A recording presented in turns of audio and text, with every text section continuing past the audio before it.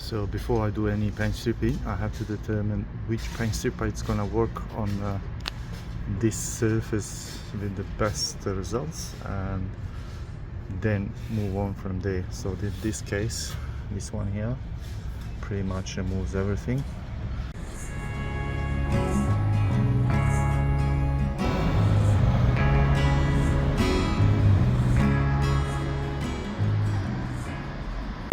So I've started masking windows. On that window over there, I'm just doing the top of the windows at the moment. So probably all day just masking it, getting ready for applying paint stripper. As you can see, to apply paint stripper, I'm using a spray gun. It's much faster way applying a stripper, and as well is safe, but you gotta follow the safety procedures while you're doing this. If anything happens, you have to react quickly. Apart from that, this way is make my job a lot easier and faster. If I'm to do the same job with brush and roller, it will take me 2 to 3 days to finish it. As with the spray gun, it will take me only 1 day, which is way faster than the traditional way of applying paint stripper. So if you're gonna do this, do it right way and use a spray gun. For the spray gun, you will need to invest a bit of money, because this is not any spray gun that you can do this stuff with. You gotta buy a special spray gun.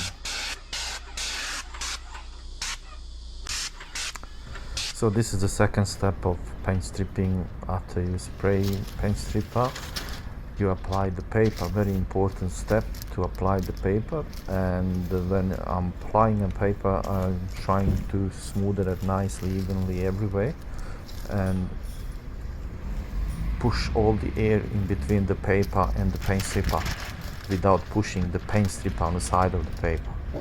So very important part. A lot of people just apply the paint stripper and think that the job is gonna be done, but you gotta put the paper on, and the proper paper from the paint stripping company, not the plastic.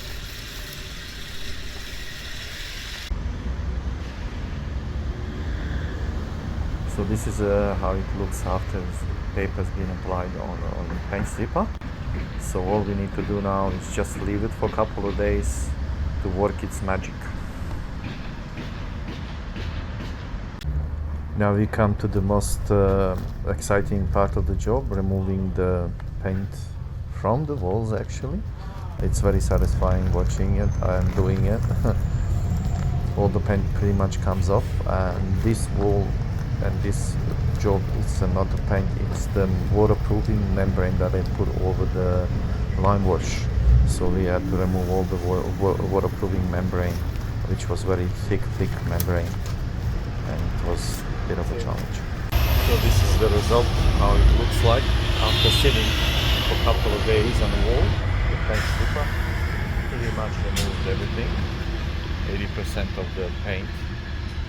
All that's left is a lime wash at the back that can be washed easily with low pressure and hot water, which we will do after we paint strip all of these. So low pressure cleaning, I had to look out for 3 points which are very important on this particular job. One of them is soft brick, the other one is lime wash mortar in between the bricks, and the sandstone on the corners of the building that is very soft as well. So I adjust the pressure according to that, so I can wash it easily without damaging any of this.